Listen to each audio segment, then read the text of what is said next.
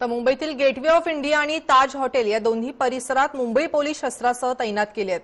Gateway of India परिसरात गर्दी होऊ नये म्हणून लोकांना मज्जाव केला जातो आणि याचा आढावा घेतला आमच्या प्रतिनिधी सीमा दाते यांनी।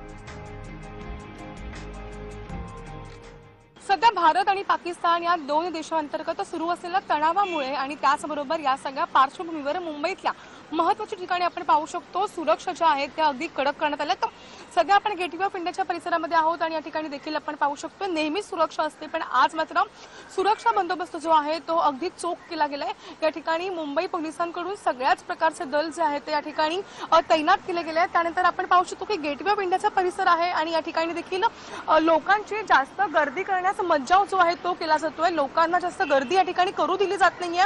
दुसरीकडे मुंबई पोलिसांकडून सगळ्या गाड्या ज्या आहेत त्या ठिकाणी तैनात केल्या आहे। मग यात सुरक्षा रक्षक दल असेल, रॅपिड ऍक्शन फोर्स असेल, ह्या सगळ्या पोलिसांना या ठिकाणी एकत्रित केलंय आणि चोख असा बंदोबस्त केलाय। आणि दुसरीकडे आपण पाहतोय की ताजमहल 26/11चा जो दहशतवादी हल्ला झाला होता त्या हल्ल्यानंतर ताज हॉटेलकडे चोख पोलीस बंदोबस्त ठेवला गेला होता। मात्र पुन्हा एकदा भारत पाकिस्तान या देशांच्या तणावाअंतर्गत या पार्श्वभूमीवर देखील आपण पाहतोय की मोठ्या प्रमाणात पोलीस बंदोबस्त जो आहे तो अंतर्गत ठेवला गेलाय।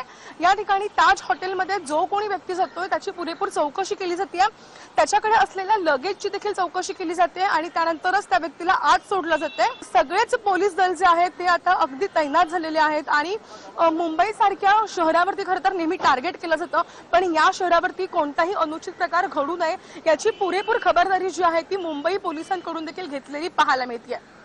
कॅमेरामॅन स्नेह वैरासह